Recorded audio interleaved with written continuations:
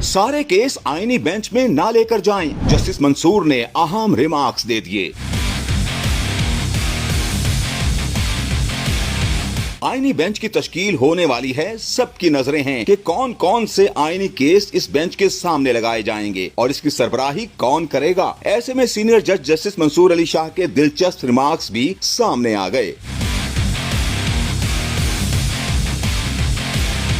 Supreme court में सुई northern gas की जानिब से ओवर बिलिंग से मुतालिक केस की समाअत जस्टिस मंसूर अली शाह और जस्टिस अकील अब्बासी पर मुश्तमिल 2 रुकनी बेंच ने की, जिसमें आईनी बेंच का एक बार फिर तस्करा हुआ। वकील दरख्वास्त गुजार ने कहा कि इस केस की नजरसानी अभी ज़ेरे इल्तवा है। 26वीं तरमीम के बाद अब ये केस आईनी बेंच में जाएगा। जस्टिस मंसूर अली शाह ने रिमार्क्स दिए, इस केस में कोई आईनी या कानूनी सवाल मौजूद नहीं है, सारे मुकदमात आईनी बेंचेस में ना लेकर जाएं। सुप्रीम कोर्ट के फाजिल जज ने मुस्कुराते हुए रिमार्क्स दिए कि कुछ मुकदमात हमारे पास भी रहने दें। अदालत ने सुई नॉर्दर्न के जायद बिलिंग केस को निपटा दिया और कहा, ज़ेरे इल्तिवा नजरसानी केस में दरख्वास्त गुजार सवाल उठा सकते हैं। इससे कबल उम्रा पर जाने से पहले जस्टिस मंसूर अली शाह ने ही एक केस की समाअत रोक दी थी। मुसाबकती कमीशन से मुतालिक हाई कोर्ट के फैसले के खिलाफ अपील पर समाअत के दौरान जस्टिस मंसूर अली शाह ने आईनी बेंच का तस्करा किया था। तब भी जस्टिस मंसूर ने मुस्कुराते हुए सवाल किया था कि क्या ये केस अब आईनी बेंच में जाएगा या हम भी सुन सकते हैं। अब लगता है ये सवाल सुप्रीम कोर्ट में हर रोज उठेगा